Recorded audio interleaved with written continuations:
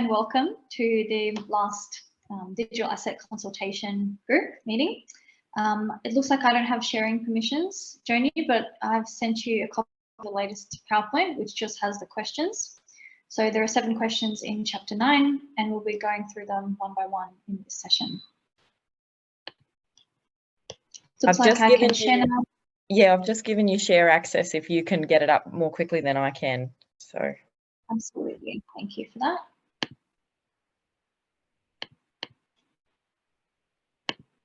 So to the clock. So let me know when you can do that. Okay. Yes, perfect. that's good. I can see this in. Thanks, Iris. Great. So my pleasure. Let's dive straight into the questions, if that's okay with everyone.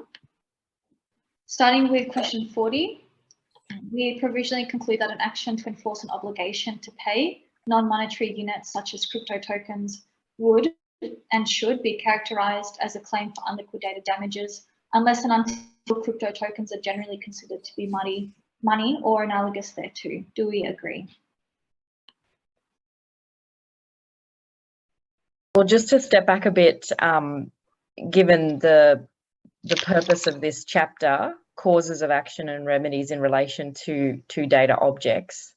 So this is if a token, maybe such as Bitcoin, has got the classification as a data object, then an action to enforce an obligation to pay, and then they say non-monetary units such as crypto tokens, but we would assume that that's a data object, item of property, would and should be characterized as a claim for unliquidated damages unless and until crypto tokens are generally considered to be money. So if you analyze it for Bitcoin first and then maybe Ether, I hate to do this because this doesn't necessarily help us get to an easy standard, but as you know, Bitcoin has already been declared legal tender in a number of countries, but the International Monetary Fund and even our Australian government, they don't want to give it any status as money or currency. So we dealt with this in one of the earlier questions, Iris. Remember, it was whether the UK law recognises it as money or whether any other law recognises it. Yeah. And that's so just to try and bring some clarity to the whole paragraph, we're just picking it apart, but assuming that it means just the UK, and the UK says that, or may say that Bitcoin is not money or analogous thereto, then the question is, should it be characterized as a claim for unliquidated damages? But this goes to, if it's a data object, there's no counterparty. You can't sue one or more of the miners. And so it's a broken down line of inquiry, because if you have a claim against a centralized token exchange, in Australia we've got Independent Reserve, BTC markets, then the nature of the token isn't what gives you, or the blockchain network isn't what gives you the rights. It's the terms and conditions where you already have that thing in action. You already have the property right, the claim against the centralized exchange. So, but it's an action to enforce an obligation to pay. So it's not, I don't think it's intended to cover custodian type arrangements. So it's like, if I promise you, Iris, that I will pay you 1 Bitcoin for your services and I don't, can that be a claim for unliquidated damages? But again, you've already got the thing in action against me. So I'm a bit confused by the question as to how that's changing remedies. Do you remember the context in the chapter? I'm just trying to bring it up now because they might have given some examples. It was that long ago that I read it. I'll have to have a think. But is it essential for crypto tokens to be characterized as data objects in order to be able to enforce an obligation to pay it? Or are they two separate concepts?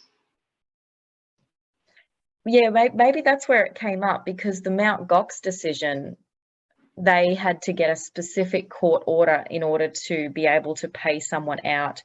You know, if they held 2 Bitcoins, they wanted their 2 Bitcoins back. They didn't want the monetary value of those Bitcoins at the time of that the exchange went under. So yeah, I'm just confused, because that again is something that could be clarified in terms and conditions. The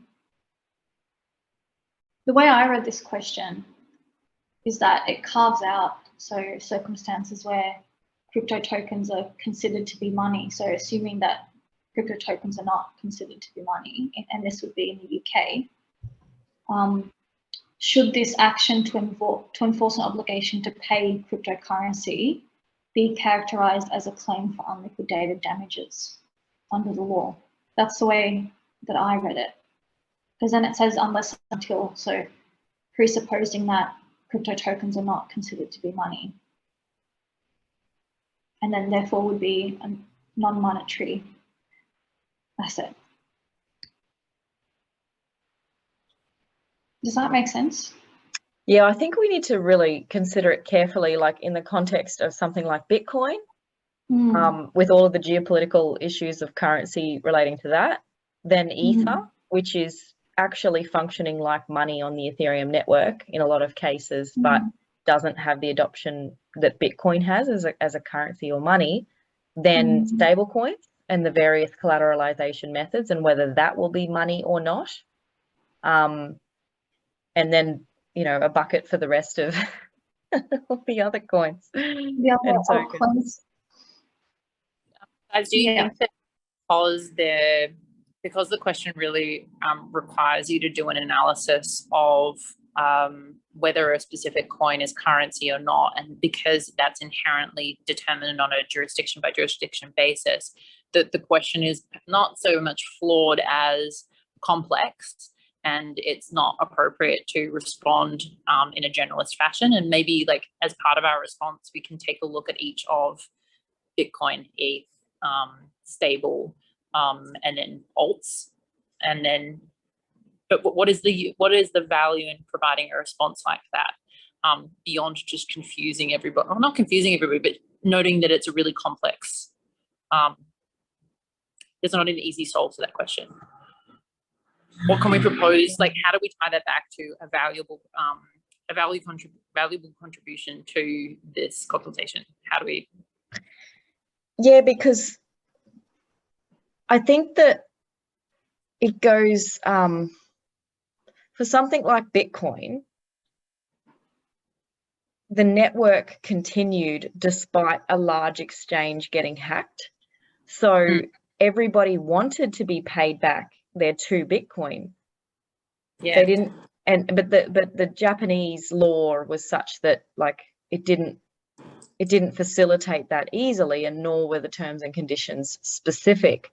But like, if it's an altcoin, you know, and it's not so much the layer 1, right? And the team disbands, or maybe it was a rug pull, like that token's going down. So in that case, they would want the monetary value of the token before, you know, before there was a smart contract exploit or something that went wrong with the centralized exchange. So it's like, it's something that if you define the line, it could be abused depending on the context.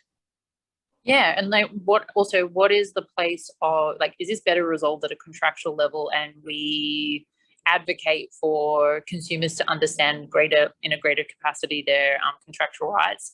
Is there a lacuna, or are we missing something if we just leave it to contractual rights and obligations? Because what happens, say, for example, you know, the difference between an exchange that's never going to go away because it's just well financed and won't. It's going to be here as long as digital assets are here, versus say an old coin that, you know, if it crashes, it's gone. In the former example, contractual rights would arguably be sufficient to protect a customer's interest, because you are always going to have someone that you can sue against to enforce them. Whereas in the example of an altcoin, which, you know, has a degree of, delicacy or fragility in terms of its longevity, then arguably contractual rights are going to be insufficient to protect the interests of consumers there. So what I think one of the things to consider, and one of the things that we want to communicate in this, is what do we think is, you know, the provenance of contractual rights and relationships? What do we perceive to be the relevant lacuna? How do we consider addressing that? Is a legislative approach the appropriate approach to address that? Are we going to leave that to common law and for courts and for everybody to thrash it out, you know, over a much longer time span? Yeah, and sorry. No, it's great. It was a great summary. But I just think, like, the chapter is about in relation to data objects. So it assumes you don't have a cause in action against a known counterparty. And so, like, this goes into, it always goes further into liability, because if the three of us came up with a protocol, right, and we said, you know, someone else came up with a protocol and we all put in 1 Bitcoin. Like, if we for whatever reason have suffered from that protocol crashing, we always want our 1 Bitcoin back. And the cause of action, it's not so much about whether it's 1 Bitcoin or the monetary value of the Bitcoin at the time it went down. It's about, well, who does have an obligation to pay? And if we can't identify the attacker, and, you know, maybe there's limited liability for the people who came up with the protocol, like, the protocol is clear. If it operates as functioned, then if we see that the writing is on the wall that it's going to be targeted for attack, I can withdraw my 1 Bitcoin at any one time. If I wanted to continue having it at risk to get rewards or whatever I'm doing, there's no insurance scheme, there's no compensation scheme. Maybe there's like a copy paste to rebuild the network on another block, like rebuild the application on another blockchain. But all of that stuff is not just contract or to be defined in statute. It's also innovation, because we're still exploring the methods to make people whole after there has been an exploit, like either with a hard fork of a blockchain or doing a different version of the application. So the innovation also plays a role, and that's why I'm confused. Is there an analogy that we can draw upon? So, like, other people that invest in experimental technology, like, can we look at the meg tech fields? Can we look at intellectual property rights and how, you know, the evolution of law there has developed? I mean, just looking in Australia, for example, on how protection of copyright in software products has evolved over time. Are there lessons from how we've previously decided to manage that balance between innovation, exploitation for innovation of basically novelness, and providing protection and providing incentive for creating new things, and the degree of protection that we provide, say, for example, intellectual property, as a bundle of property rights. And like, some of the things that I'm thinking of when I'm thinking about this analogy is it's inherently global, but again, regulated on a jurisdiction by jurisdiction basis. You have treaties that allow your rights to be recognized in other countries and, you know, give you preference or basically front running on those rights. You have quasi global coverage for certain intellectual property rights. If you say you need to do like a takedown notice, and you're relying on WIPO, ADR resolution mechanisms. I'm just trying to think, like, do we draw upon other innovations that have had to happen in law in other areas to just show that this is like a complex area, there really needs to be a consideration at the policy level, to what extent do you expect a consumer to bear a degree of risk, given that this is experimental technology. And I mean, you put your money in and you put one Bitcoin in with the expectation that it's going to go 10x or 20x or 50x. You're not going in for like one Bitcoin and hoping you get one Bitcoin out. So let's be realistic about the types of investors that are investing in this technology, the degree of risk that they're prepared to assume, and then we also need to look at the appropriate balance of legal rights and risk. Yeah, agree. And I keep harking back to the ETH Classic hard fork, because it actually grounds this question in the practical realities of, like, if we had this, this provisional recommendation back in 2016, it could have stifled the innovation, which has now, arguably brought those that suffered to more than whole. And so, like, that, the DAO, the application on the Ethereum blockchain, that was exploited, but it brought into not just the loss in value of the DAO tokens, but also ETH tokens. So the underlying blockchain tokens were affected, so to speak. And so if they didn't hard fork, like, so in hard forking, they did actually make not just the application, those that were involved in the DAO application whole, like they were able to withdraw their DAO tokens and get their ETH back, but they also protected the rest of the people with exposure to the underlying, layer one token. So, but if this thing was here and everybody was pissed off, forgive my language, and they said, oh, these core developers, there's no way that they can save the network, nor necessarily the application, and all of these claims for unliquidated damages or the monetary value of what their ETH was worth before the attack, that sort of provision would, the clarity of that, I think, would have inhibited them from forking, coming up with the technology solution. And that's why it's dangerous to legislate too quickly in a way that would stifle the innovation in ways that help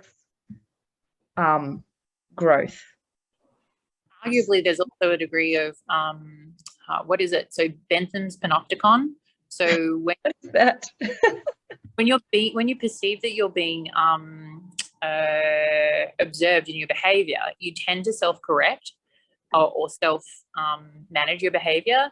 And I feel like there's a lot of that in this space. If you are required to do something, that's really different to saying, you know what, we're going to act in a particular way that's beneficial to the community. We are exposed visually in that Bentham-esque way that we are going to behave to the high moral standard. We are going to make sure that we're able to make investors that have suffered loss made whole, because ultimately it legitimizes the protocol. And that's longevity and legitimacy of the protocol of the objectives. It's not a rug pull scenario. So, yeah, to what extent do we want protocols to self-manage and, have the responsibility of good behavior, something that's ingrained in their own behavior? And to what extent do we actually want to require them to do something? Recognizing, as you say, Joni, that when you're required to do something, that can potentially stifle innovation. Also, I think it's important. You need to be able to self-regulate. So what is the role on a very macro level between forced behavior standards, which is law, and there's those softer variations of law, which is, okay, yeah, we've got some hard requirements here, but we're going to create a code that we're going to work towards, and that could be internally, or could that be through consensus on a broader scale? Well, yeah, and our law already has, the common law has the principle of where an event has occurred, you have a responsibility. Well, each of the parties have a responsibility to mitigate the losses and the damages. So if that concept is enshrined in law, I would say maybe it means if there is a blockchain, a layer 1 or a layer 2 event, that the relevant teams should have a reasonable period of time to rectify before any sort of claims can activate. Maybe that's the compromise. Arguably, you put that into contract, you'd have your alternative dispute resolution. But let's get where do we think that a fiduciary relationship is going to get found between, like, say, developers and individuals that have suffered loss investing into protocols? Like, that's a fun one. When do you think we're going to see that come to the courts? As a, that will always be argued as an and/or in the alternative argument. But I find that one fascinating because there is such a great degree of reliance when it comes to, is this protocol safe? Has it been audited? Who are the developers behind that? Yes, they may be anonymous. Maybe they're docs. Maybe they're undocs. But ultimately, there is a relationship of trust in a very, very, sketchy is the wrong word, experimental environment. When it is experimental. Yeah, the courts are going to recognize this at some point. Like, you can feel it in your waters. It's just a question of when. Yeah, and that's the dance that we keep going around, because it seems that regulators don't want to say regulatory equivalence is okay. So the fact that you haven't registered with the CFTC, it's okay because you've implemented, like, equal, if not better, protections, and you've assessed all the risks for all of the users of your protocol and your network, and you've got the documentation to show that. But our law still requires, and so therefore the regulators enforcing the law, the technical registration. And so until we get some bargaining or compromise to say, hey, regulatory equivalence is okay, in the courts it will become a standard of, does this developer or does this project team, have they exercised the standard of care and skill that would be expected if they were aiming for regulatory equivalence? That's the question we haven't had in court yet, at least as far as I'm aware. Okay, let's think about how you would do that. I know we're getting a bit off track, but I'm just thinking, okay, how do you create standards? So usually in a contracting environment, you say, oh, well, I'm ISO this, I'm ISO that, I meet standards. Where are we creating standards that will demonstrate the degree of diligence that we require for protocols and developers to comply with, to work towards? There's so much complexity as well, because it's not merely how you're making something, it's how you've audited. But that's the example, Vic. Like, there is a good practice of getting one or more security audits on the smart contracts, but those security auditors don't necessarily hold themselves to the ISO 27001. Like, so it's a security audit, which might be nuanced for the risks they see in blockchain technology, but it's not undertaken from all of the benefit of that ISO standard being applied in banks and other financial services companies. So we're still not importing that level of, and the APRA, the prudential regulator in Australia, they have their expectations on how the prudential laws are applied, and they have reference to IT resilience, and then you go to the ISO. So it's not hard law that you have to have ISO sort of certification, but it comes in with the expectations of the regulators. But we haven't bridged that yet, and we don't know if we have to.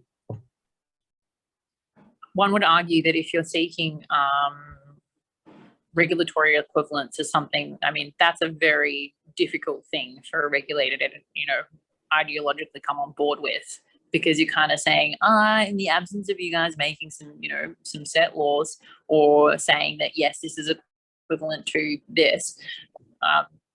Well, they kind of are.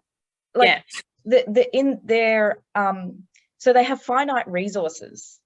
And in using those resources, the way that I would hope regulatory equivalence starts coming in is that they say, oh, there's 10 bad actors, or there's 10 actors. 2 are bad, 8, there's no harmful conduct, there's no consumer harm, or at least not yet, or not anticipated. And then so that's how regulatory equivalence comes into their decision making before they decide, who to do the enforcement actions against, because those two bad actors are not even attempting regulatory equivalence, which is there to protect consumers. There was something like, I'm going to add some other random stuff into this call. Yeah. I'm sorry. Just I've had my mind exploded. I was in Manila with all of the Indonesian and Filipino blockchain and fintech nerds, and I got to meet two amazing women who are very senior at the Indonesian Blockchain Association, and they're explaining to me just how quickly things have evolved for Indonesia and their role. So they started off with something like 7 projects. And now they have 500 people or 500 blockchain projects that comply with a voluntary code that they have produced. I'm pretty sure these women don't sleep. They comply with the voluntary code, and they basically hold the hand of any blockchain project that gets entered into the sandbox here in Indonesia. And they also, so they're hand-holding, they're a bridge between the industry and the government, and they have like a quasi-formal government recognition where it's recognized that they're kind of like a quango, like a quasi-governmental organization. And if you're compliant with that code and you're doing the right thing, and then if you're in the sandbox, you're also doing the right thing. So it's kind of like this bridge between two worlds. And it's the closest thing I've seen to formal recognition of a body that supports the onboarding of a current or unregulated environment into a regulated environment. And I find that really beautiful. So yeah, maybe there's scope for us to like demonstrate this slow movement. If it's not regulatory equivalence that you're seeking, then it's at least seeking a bridging behavior between an unregulated space and a regulated space. And I fail to see what is the better way to make that bridge than voluntary codes, voluntary membership in industry associations that are recognized by the regulator as, the right way to do things. It comes back to your comment, Joni, about is it social proof or social approval? Like when you're doing the right thing, behaving as if you are regulated and as if, financial services laws apply to you. That's the nearest and best thing that you can do in the absence of like clear guidance that you are actually, in fact, required to comply with these laws. Yeah, it's very, very interesting. I would love to learn more about that. Oh, I'm getting they are amazing. They sound like it. Yeah, I also wanted to add, Joni, I brought up this example last week of circumstances where it is clearly a contract relationship. So, for example, if you have a simple agreement for future tokens, which is something that I worked on a couple of years ago. Let's say you have an Australian registered company, PTY Ltd company, and they create they sign a SAFT agreement, simple agreement for tokens with someone who's an overseas investor. And then pursuant to this SAFT agreement, which if it complies with, offer acceptance, intention, consideration, it's a contract under the law.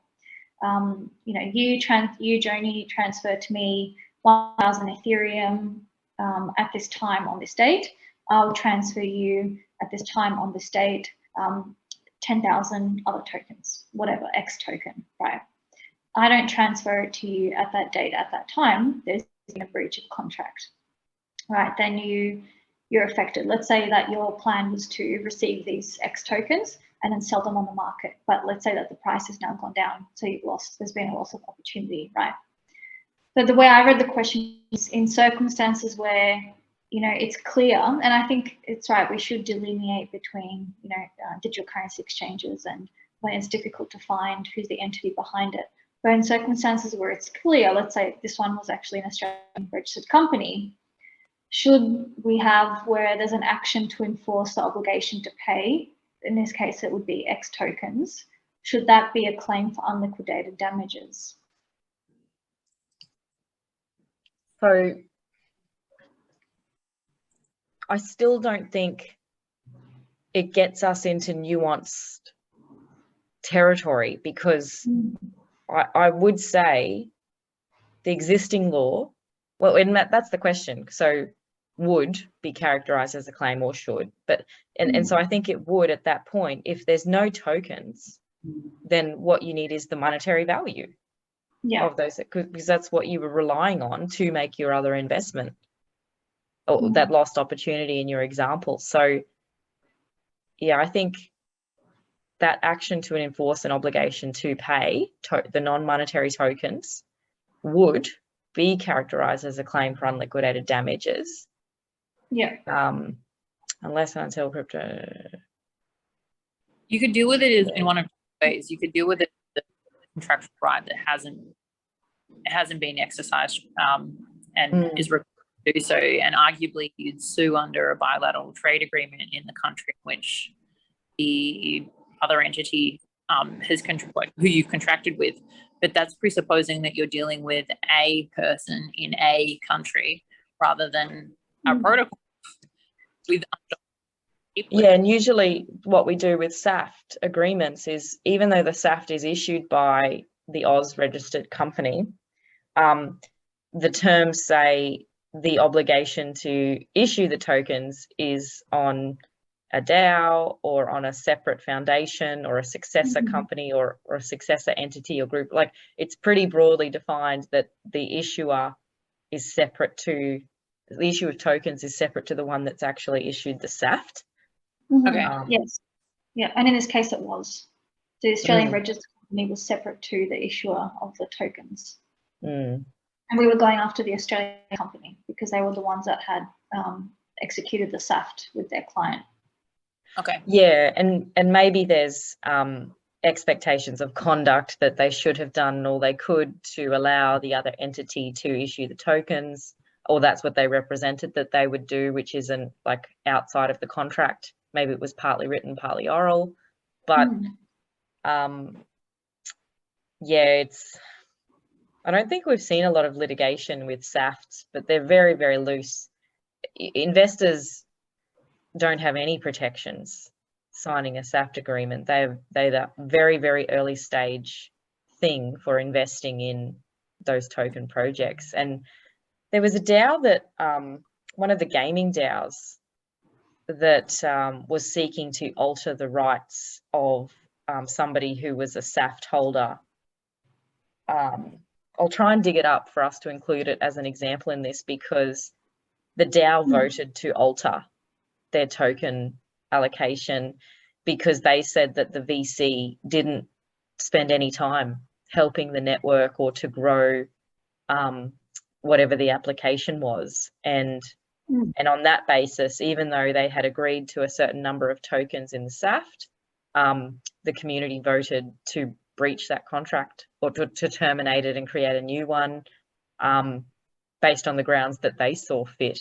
And yeah, it was a fascinating example. How would you write in protections to a SAFT agreement to avoid those unilateral variations? Well, the SAFT agreement in this example was never shared. So maybe it's come into the public domain now, but at the time it was kept very close to the relevant lawyers and not leaked. So yeah, it was probably a very, it would have been a very interesting document to review, but no litigation ensued. Well, So, again, if what's your risk? I mean, if SAFT is very early, you're seeing it's high risk, you're looking for, 10, 20, 100x plus returns. Are we really you lose some? a sophisticated investor where, the best that we could do from a legislative perspective is say, go to your accountant and get a certificate so that we know that you're not a dingus, you know what you're doing. Is that the way that we deal with this type of scenario? Well, the Twitter threads were going crazy because they were saying, anybody in the community that votes to approve this reduction, or it was a buyback, it was a proposed buyback of the tokens at I forget if it was at a discount or a slight increase to the market value, but overall it was reducing the value proposition for the VC involved. That there was major community backlash saying, if you vote, you are voting to breach the contract. So there was all that kind of stuff going around, and would be a great case study for law students. But sorry, Vic, what was your question to me about drafting the SAFT? That would be another weird one, because anything that is an illegal act is void. So if you were seeking to vote on whether to breach a contract, or we're moving into a, is that actually something that is enforceable? Yeah, illegal contracts are super interesting. I don't, my goodness, we'd fun to go down that rabbit hole if it ever became a litigious space. Variation of contract, what was the question? No, I think you asked me, what would I do if I was drafting the contract to avoid it from being unilaterally? Yeah, and the reason I ask is because I'm really sympathetic to the position of the protocol. I mean, you have VCs in a bull, they have some money, they want to throw that money around, they throw a ton of money in, they're meant to provide strategic support in addition to money, because I mean, realistically, that's why you're there. And if you fail to deliver on those softer promises, I mean, what is strategic investment? Unless it's particularized, it's hopeful, and you're really moving into the realm of specific performance, and what is contractually enforceable and what isn't. And if that specific performance, and if those that strategic investment isn't appropriately articulated in a contract, which arguably isn't the best mechanism if it's network and relationships and talent, what do you do? What do you do if your VC just, ghosts you on the really important stuff that's going to get you to the next level? So I come to the question from the perspective of being really sympathetic to the protocol, but I recognize, hey, guys, you cannot unilaterally vary an agreement and just decide that you're not going to honor it and then go make something new. That's not what we're in the legal profession to allow people to do. So what do good, robust SAFs look like? And maybe it looks like having early engagement with your lawyers and making sure that the stock or the strategic elements of that investment are really comprehensively flushed out. And even if they aren't in the SAF, then they're at least somewhere. They're at least documented in a memorandum. Have something, if it all goes crazy, you can actually say, hey, you're not living up to the obligations that you've made, and in light of that, we're going to consider this contract breach. The ability to breach a contract would actually be more powerful in the hands of a protocol, rather than going off and saying we're going to go make a new one. It's a great question, or series of questions, because it's why we can't stifle the innovation, because it's not necessarily just in the drafting of a SAFT. It could be also like more documents. So the lawyer could recommend that the investor requires a code of conduct for community management and participatory governments to be signed or near final at the time of signing a SAFT. It's things that we've recommended, but we've never gone ahead with, because you need to know how the community is going to operate to understand sort of the types of abuses of behaviour that you need to manage. And you can define them broadly, but it inevitably comes up to specific things that are happening, or like members of the community that join, like form majorities and have a bugbear. Or there are many different things that can cause community discontent that's targeted at the VCs or targeted at the the core contributing team. There's no like tried and tested method of drafting a SAFT. Maybe we sit down, maybe this is something for Law Fight Out. Maybe we sit down and go, hey, what does it look like to have a SAFT playbook? You guys are looking at money's great. Go further. Realistically, let's comes with the money, or what are you exchanging? Like a Rumpelstiltskin scenario doesn't look like a Rumpelstiltskin scenario until after the fact. So it's like depending on the values of the DAO and how big their community is, like that can be a simple disciplinary exercise for effective governance of your DAO community, or it might be more complex, but that's the nature of the nuances here. Should we, I love this conversation, but should we try and quickly whip through the rest of the questions? Yeah. Yes, absolutely. There's a lot to unpack there as well, and I've taken notes, so Yeah, great. we can do that at a later stage as well. Yeah. So moving on to question 41.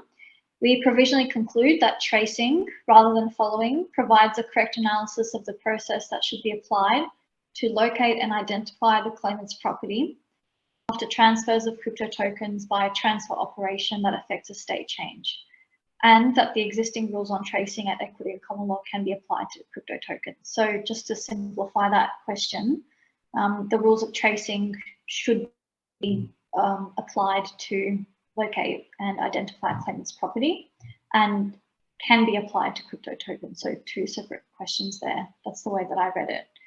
Do you consider that the common law and tracing into a mixture requires further development or law reform, whether generally or specifically with respect to crypto tokens? I thought this would be a really good one to put to a forensic accountant and a specialist that deals tracing funds in relation to insolvency and fraud. And I've identified a lawyer that we can put like mix into this question specifically to give an answer. The only things that came up for me were this is a very process heavy type of activity. So what are the relevant, like you'll have different powers at court and different procedural rules that are specific to tracing activities. So maybe including in them, if we're to farm out this question or phone a friend, also talk about procedural rules in the context of that discussion. Because I looked at the question, I'm like, I don't know.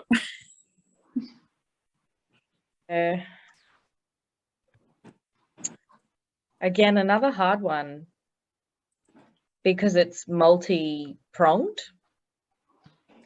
and we might have common law sort of concepts that are fine, but the key thing is on centralized exchanges, they're basically mixes.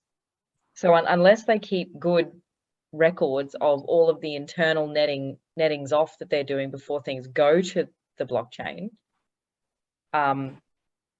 you need the cooperation of that third party to do the tracing exercise properly. And we're not necessarily, we don't have licensing laws that are similar to Prudential that segment customer assets that mean the records of centralized exchanges are kept in such a way that tracing can be performed efficiently.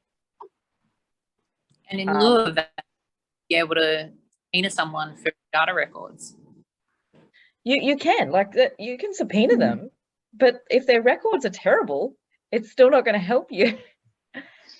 You need a minimum standards of record keeping alongside existing laws of tracing. Yeah, one is without the other. Yes, and that's the simpler one. With the mixing protocols that actually like use the onion technology and obfuscation, they're designed to confuse you. That's that is way beyond my area of expertise, and I don't know, like there's good reasons to use those mixing services. They are abused, as we know, but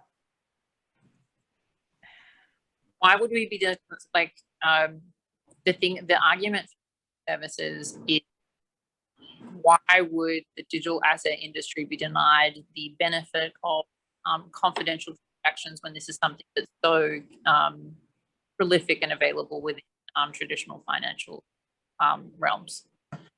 There are that you don't want mega transactions traceable to your account because you don't want people to know about that. So if you can have legitimate reasons alongside illegitimate reasons, it's not a reason to penalize the technology that allows for that. But what are the protections or what are the standards that you need to impose on mixers of any shape, shade or color to know that if you need to, you can look behind and look at records and subpoena those records and trace stuff as and when that's needed. Yeah, I think the principles The existing principles are fine. It just how they apply. Because if an attacker routes, stolen 1 ETH through Tornado Cash, like we know that 1 ETH has gone to Tornado Cash, but the corresponding issue is for anybody who deals with ETH, the second or the third transaction later, after it's known to have come out of Tornado Cash, are they going to be presumed to be dealing with stolen property, which red flags them or taints all of the ETH in their wallet so they can't do a deposit onto a centralized exchange? So it's the corresponding issue that follows from an impractical application of these principles. It's not actually the principles themselves. I remember you discussing like how do you shore up this situation? So it's kind of like a contagion issue. If you've got a dirty ETH or ETH with a question mark as to provenance, and if this is going to affect you 2 or 3 transactions later, or 2 or 3 transactions later, how do you demonstrate that you have done everything necessary and acted in good faith to make sure that you haven't received funds from a questionable source? The other issue on the other side of it is, but can I just stop you there? Can I just stop you there? Because if you've put your 2 tokens liquidity into like a Uniswap and you're earning trading fees, and so say one of the tokens in that pair was ETH, then your ETH could be from many different sources, as well as the ETH in the trading fees that you've earned fresh, like legitimately. And so it's about like, how do you stop the contagion if you're legitimately interacting with the protocol and Uniswap is not necessarily doing tracing back before a person can enter, like a non-liquidity provider is just trading with the pool. They don't do that. So it bleeds out and it gets grey. Yeah. The other side of it is, look at Binance Smart Chain and the hack there. They were able to stop everything because they've adopted a different protocol structure and ethos, which means if it all goes to shit, pardon the French, we can stop everything. Now, that's consistent with what we consider true blockchain technology and a truly decentralized system. So if we fail to regulate in a space, are we going to produce innovation that is arguably misaligned with the overall objectives and the true true application of the technology, or like the principles that underlie it? So I think that's a really interesting thing. Like, hacks always hit the headlines. There's been a lot of significant stuff that's happened this year. And bridging technology is just scary at this point in time. If the number of, I'm really curious as to know what your thoughts are. If there's a failure to regulate or a failure to produce, voluntary standards, or a failure to, innovate from a technological perspective and create a safer environment, are we chains where you can just stop everything, halt trading, which is that's totally anathema to free market activity? Well, the best example is emails. I get a ton of scam emails into my email account, but it doesn't prevent me from sending emails out to others. Like, my email account is not red flagged, but like somehow there's beginning to be standards of, like, if I see a suspicious email, like with a dodgy, I reckon it's a dodgy link, I'm expected to start having that knowledge so that I don't forward that amazing opportunity to earn $1,000 a day to all my friends who will click on it. Like, it's similar but not quite. But emails are allowed to free flow, and our standards of reasonableness of being able to identify what's bad and not deal with it, like delete it straight away, are developing as a matter of common sense, not out of law. Should the same approach be for wallets and for interactions with tokens? And what is the appropriate point of regulatory capture? That's the question. That's a really interesting analogy. Yeah, it's not that's my example, but it's drawing from the ilk of Miles Jennings at A16Z and David Kerr, who talk about you can't regulate the technology. You can only regulate how it's used. So, sorry, we're off track again. I don't know that we've answered that question, but we've have a good discussion. So let's try and whip through the remaining ones. Yeah, sure. Let's move on to question 42. We provisionally conclude, and I just have to rush at 3 p.m. Apologies. The following existing legal frameworks can be applied to data objects without the need for statutory law reform, although the common law may need to develop on an iterative basis. The breach of contract, mitigating factors, following and tracing, which we discussed, equitable wrongs, proprietary restitutionary claim at law, and unjust enrichment. So ideally, we would go through each of these and then separately identify whether they can apply to data objects. Which we don't have time to do today. Do you mind just changing the slide over? I think I can still only see the previous one. I think that the equity has the flexibility to accommodate what it needs to be done. It's kind of like the wild card of Uno. As long as you come with clean hands, you have a sympathetic court that will listen to you. And I think that remedies are well equipped to handle the complexity space.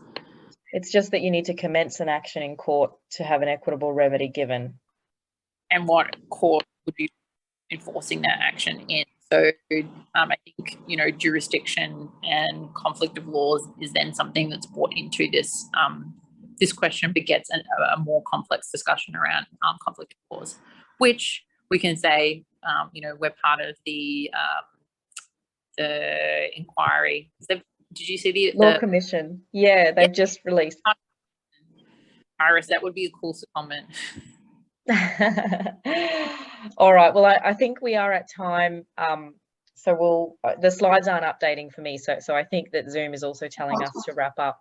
But for anybody watching the recording, we will have a working session, but not a video session next week to start chipping away at the questions and getting feedback with the view of lodging for the 4th of November due date. Thank you again, Iris, and for everything contributed today by you and Vic. Look forward to seeing what we come up with in the writing. Thank you both. See you. Thank you. Bye.